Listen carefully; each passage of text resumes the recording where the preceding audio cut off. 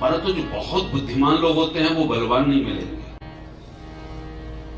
परंतु हनुमंतलाल जी की एक विशेषता है जिनमें सारे गुण एक साथ विद्यमान है। पहलवानों की और बलशालियों की बात करें तो अतुलित बल धामम, कितना बल है कोई तराजू नहीं जो तोल सके, अतुलनीय बल है। फिर भी ऋषियों ने, आचार्यों ने हनुमान जी के बल की चर्चा की है। पुराने जमाने में जब बलशालियों की बात होती तो हाथियों के बल से उनकी तुलना की जाती थी। इस वीर में इतने हाथियों का बल है, क्योंकि ज्यादातर बलशाली हाथी होते हैं। आजकल तुलना यदि की जाती है तो प्राय घोड़े से की जाती है, इतने हॉर्स पावर का। तो पहले हाथियों से तुलना की जाती थी। तो हनुमान जी में कितना बल है कल्पना कीजिए।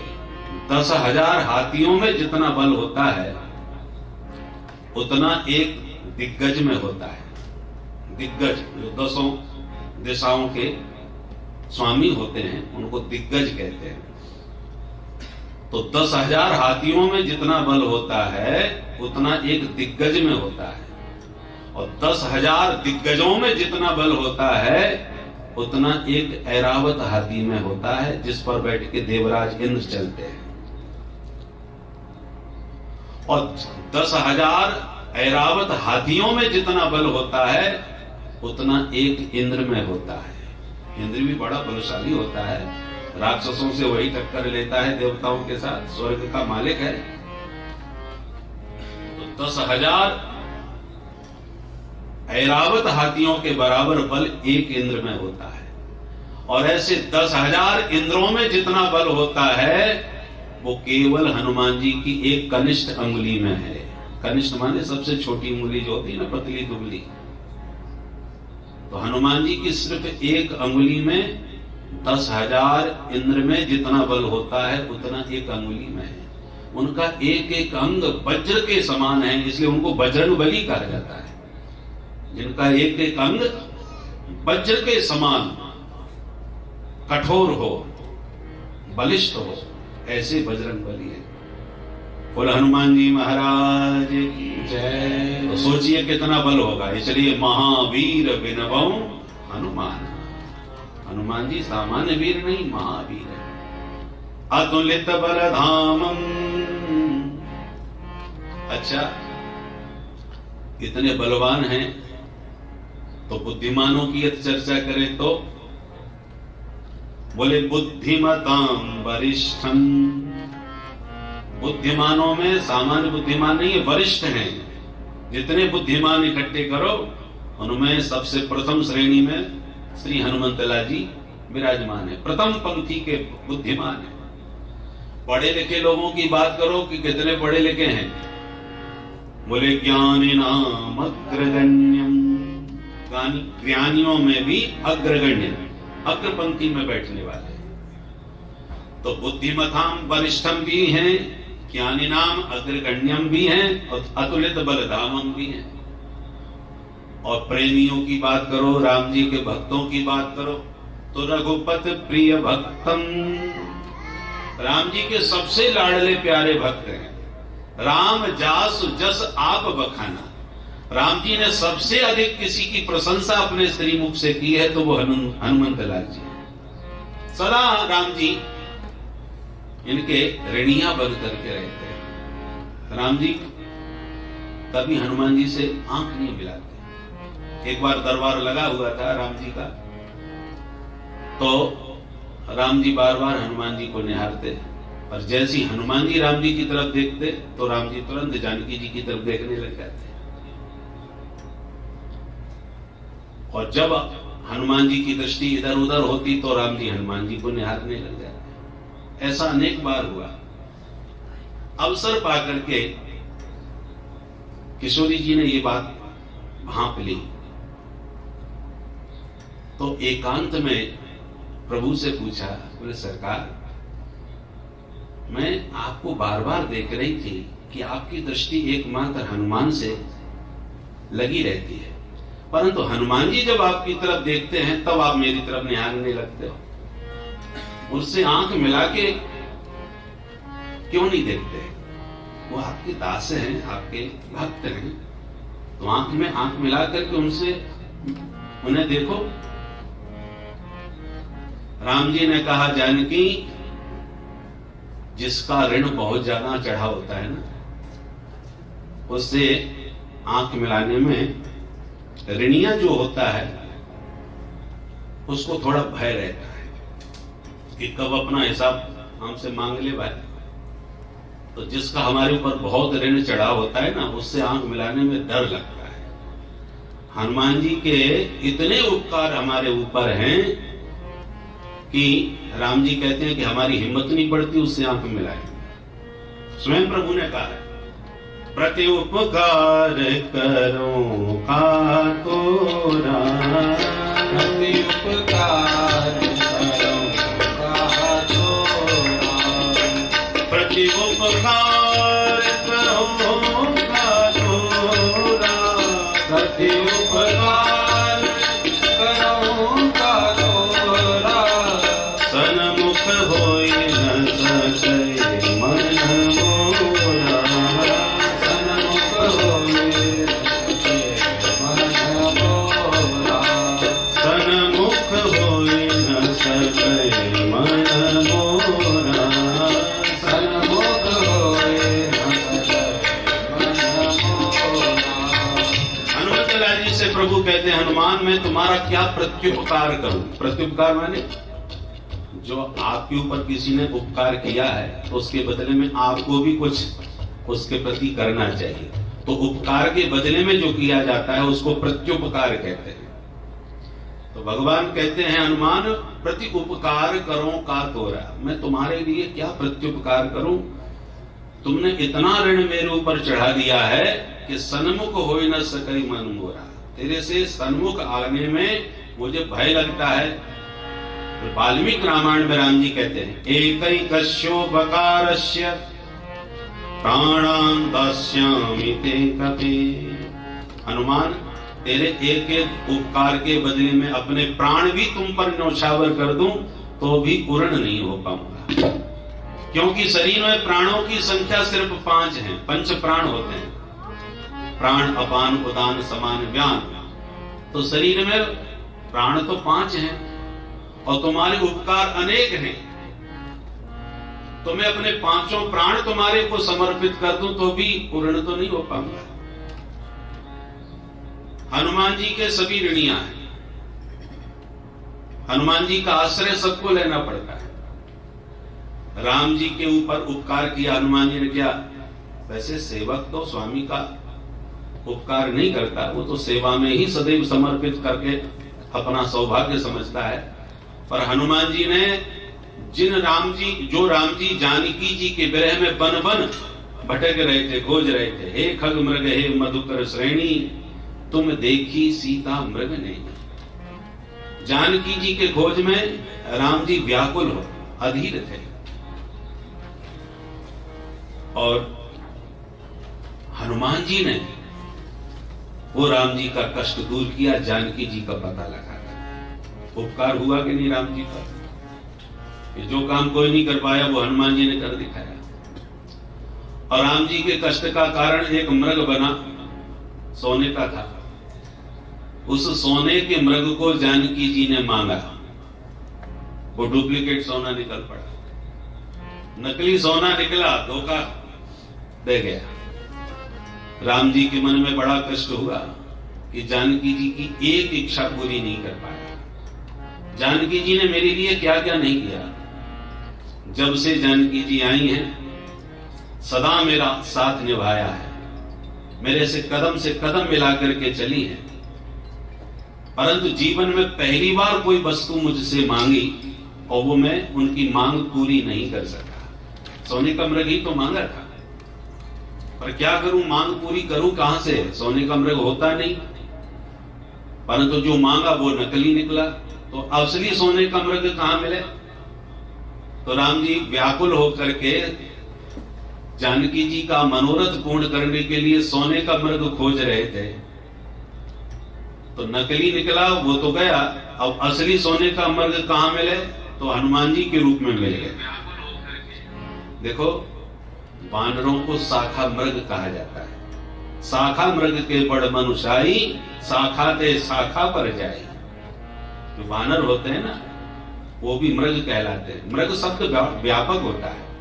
मृग का एक अर्थ तो है हिरण, परंतु मृग कहते हैं जितने भी वनचर हैं, जंगली जानवर जितने होते हैं, जंगल में जो विहार करने वाले जीव जंतु हैं, उन सबको मृग कहा जाता है। इसलिए शेर का नाम है मृगराज। जितने भी वनचर हैं, वन में विचरण करने वाले जीव जंतु, उन सब का राजा कौन है? शेर।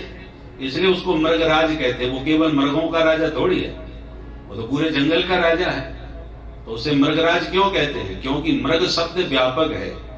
एक तो हिरण के अर्थ में है, दूसरा सब जीव जंतुओं के, वनचरों के अर्थ में भी मृग शब्द का प्रयोग होता है। जैसे उदाहरण के लिए आंख, चक्षु, परंतु देखना केवल आंखों से ही होता है, और हम लोग सभी इंद्रियों के प्रति भी चक्षु शब्द का प्रयोग करते हैं, क्योंकि सारी इंद्रियां अपने अपने विषयों को देखती हैं। व्यवहार में भी हम लोग कहते हैं, अरे साहब ये क्या मधुर कंठ है इनका, क्या बढ़िया गाते हैं, कभी सुन के देखो। तो भाई देखने का काम तो आंख करते हैं, नेत्र करते हैं, परंतु कान भी कर रहे हैं कि नहीं? तभी तो हम कहते हैं सुन के देखो। तो कान सुन करके देख रहे हैं, कहते देखो क्या बढ़िया खुशबू है, जरा सुन के देखो। तो नासिका भी देख रही है, पर सुन करके देख रही है। अरे क्या बढ़िया भोजन है, जरा चख के देखो, खा के देखो। तो इसका मतलब जिह्वा भी देख रही है, चख करके। कितना कोमल सुखद स्पर्श है, जरा छू के देखो। तो इसका मतलब त्वच इंद्रिय भी छू करके देख रही है। इसलिए अक्ष शब्द, संस्कृत में आंख का अर्थ, आंख को अक्ष कहते हैं। अक्ष माने आंख। उसी प्रकार सारी इंद्रियां भी अक्ष हैं, अपने अपने विषयों को अपने अपने ढंग से देख रही हैं। तो अक्ष शब्द व्यापक भी हो गया। इसलिए भगवान का एक नाम है अधोक्षज। अक्षज, अक्ष माने इंद्रियों का ज्ञान। अक्षत, इंद्रियों के द्वारा उत्पन्न जो ज्ञान है, वो जिस परमात्मा से नीचे रह जाए उसका नाम है अधोक्षज। अध अक्षज माने भगवान को इंद्रियों के द्वारा नहीं जाना जा सकता, वो इंद्रियातीत हैं, इसलिए भगवान का नाम अधोक्षज है। बोलो जय सिया राम। जय श्री राम। तो उसी प्रकार मृग शब्द भी व्यापक है सभी अर्थों में। तो राम जी को लगा, चलो हनुमान जी से जब भेंट हुई तो लगा कि वो तो नकली सोने का मृग था, परंतु ये असली सोने का मृग मिल गया। और इसलिए असली वाले सोने के मृग को जानकी जी के पास भेजा लंका में कि जानकी, तुमने जो मांगा था वो नकली निकला, अब मैं खोज करके असली वाला तुम्हारे लिए लाया हूं। अब ये असली है कि नकली है, ये तुम परीक्षण कर लेना लंका में। कि कैसे परीक्षण हो? बोले लंका भी तो सोने की है, लंका भी सोने की है, और जो मैंने शाखा मृग तुम्हारे पास भेजा है अपना संदेश दे करके, वो भी सोने का है। अतुलित बलधामं स्वर्ण शैलावदेहं, हेम शैलावदेहं। हेम कहो या सोम, स्वर्ण कहो, एक ही बात है। तो स्वर्ण शैलावदेहं, ये भी सोने के समान है श्री हनुमंत लाल जी महाराज, और लंका भी सोने की ही है। तो सोने की मुद्रिका दे करके राम जी ने भेजा। राम जी की मुद्रिका भी सोने की है।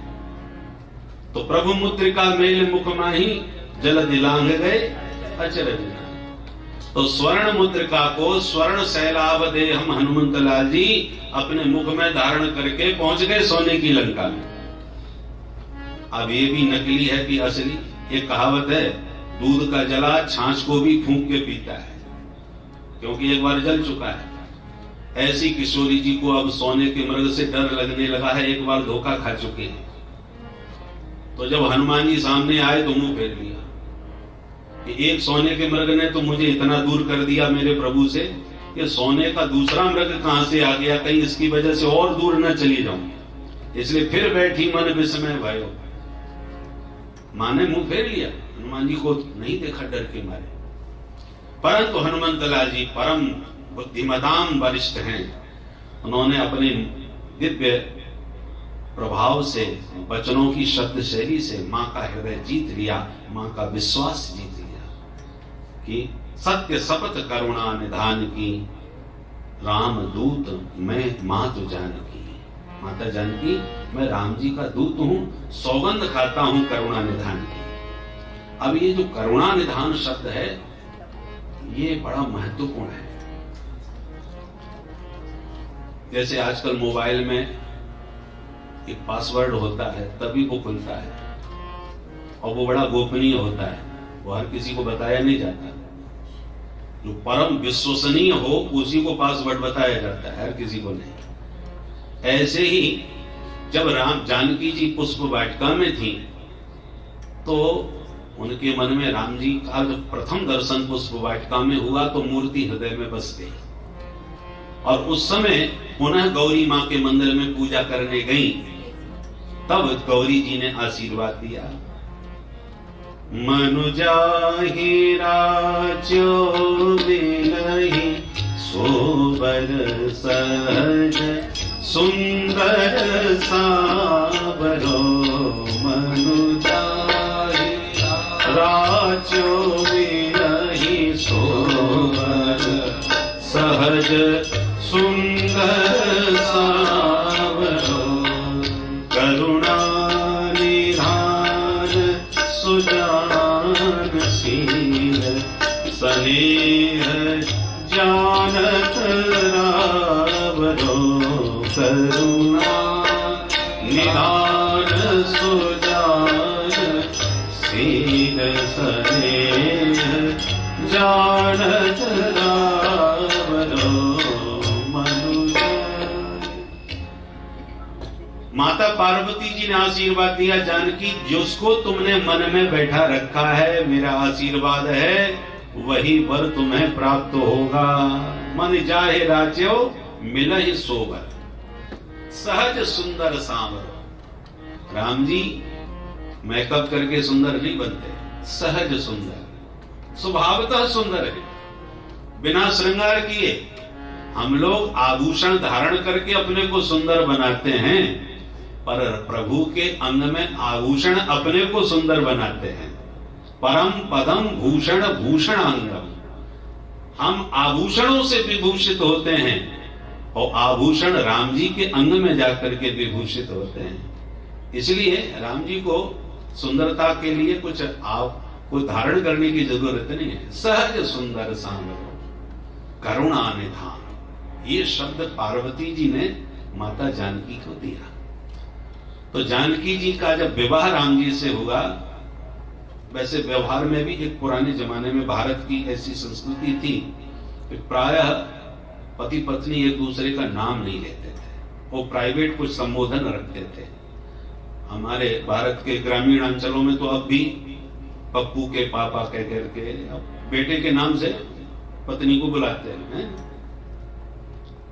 परंतु पति का नाम नहीं लेते। ऐसी पति भी पत्नी का नाम नहीं लेता और उसको कोई व्यक्तिगत अपना कोई नाम देता है अलग से, और वो ऐसा संबोधन होता है कि उस संबोधन को केवल पति पत्नी ही समझते हैं, दूसरा नहीं, दूसरे को पता भी नहीं होता।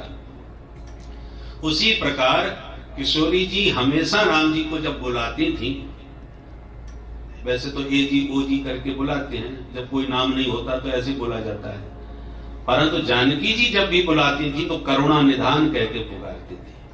और ये बात केवल जानकी और राम जी के बीच की थी, तीसरे को पता नहीं थी। पर आज जब हनुमंतलाल जी ने कहा सत्य शपथ करुणा निधान की, तो ये पासवर्ड था जो हनुमान जी के पास था, और वो पासवर्ड का जब प्रयोग किया तो जानकी जी का विश्वास जम गया कि नहीं नहीं, ये कोई बहुत अंतरंग व्यक्ति है जो हमारे पासवर्ड को जानता है, हमारे अंतरंग संबोधन को ये कैसे जानता है। इसका मतलब प्रभु का बहुत ही अंतरंग विश्वसनीय है। तो सत्य शपथ करुणा निधान की कह करके जानकी मां का विश्वास हनुमान जी ने जीत लिया। अब ये भी असली है कैसे पता चले? बोले सोने का पता अग्नि में चलता है, ये असली है कि नकली। आग में भी जिसकी चमक बनी रहे चमकता रहे, वो असली। और नकली होगा तो आग में पता चल जाएगा तपते ही। तो लंका भी सोने की और हनुमान जी भी स्वर्ण शैलावदे हम सोने के, तो लगे हाथ परीक्षा हो ही गई। रावण ने ही स्वयं हनुमान जी की पूंछ में आग लगा दी, कब के ममता पूंछ पर। तो रावण ने तो हनुमान जी की पूंछ में आग लगाई, पर हनुमान जी ने रावण की मूंछ में आग लगाई। उसी की आंखों के सामने उसकी लंका सोने की जला करके खाक में मिला दी। और जब लंका पूरी जल गई और हनुमान जी का बाल बांका भी नहीं हुआ, तुरंत स्नान करके समुद्र में माता जी के सामने हाथ जोड़ के जब आ गए, तब मां का हृदय पूर्ण रूपेण विश्वास में से भर गया कि ये असली सोना है। मैंने जो देखा था सोने का मृग वो नकली था, असली सोने का मृग तो प्रभु ने खोज करके मेरे पास भेजा है, कि जिसने सोने की लंका को जला दी पर उसके अंग का बाल बांका भी नहीं हुआ। ये खरे सोने की पहचान है। बोल हनुमान जी महाराज की जय। ऐसे श्री हनुमंतलाल जी वीर नहीं महावीर हैं। और एक एक गुण अलग अलग गोस्वामी जी गा रहे थे। पहलवानों में अतुलित बलधामम, बुद्धिमानों में बुद्धिमताम वरिष्ठम, ज्ञानियों में ज्ञानिनाम अग्रगण्यम, भक्तों में रघुपति प्रिय भक्तम। और अंत में गोस्वामी जी को हाथ जोड़ के कहना पड़ा कि यदि एक एक गुण आपके गाता रहूंगा तो महाराज आपकी ही पूरी कथा हो जाएगी। मैं तो राम कथा कहने के लिए बैठा हूं, इसलिए एक शब्द में कह दिया, सकल गुण निधानम वानराणाम धीसं, रघुपति प्रिय भक्तम बात जातम नमामि। कहां तक आपके गुण गाऊं? सकल गुण निधान आप हैं। जितने भी दिव्यादि दिव्य गुण हैं वो एक साथ श्री हनुमंतलाल जी में विराजमान हैं।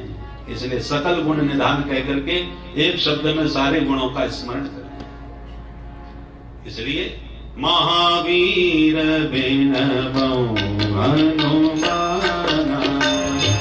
महावीर बिनबौ हनुमाना, राम जासु जस आप बखाना, राम जासु जस आप बखाना, राम जासु जस आप बखाना, राम जासु जस आप बखाना, महावीर बिनबौ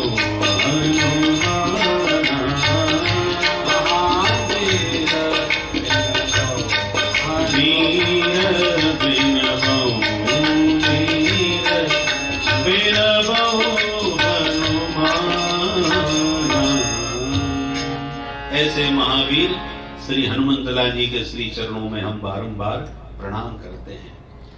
और हनुमंतलाल जी ज्ञानी नाम अग्रगण्य हैं, इसलिए सकल गुण निधान होने के साथ साथ वो गुरु ऐसा ही होना चाहिए जो समस्त दिव्य गुणों से भरपूर हो, वही सदगुरु बनने का पात्र होता है। इसलिए जय जय जय हनुमान गोसाई, कृपा करहु गुरुदेव की नाई।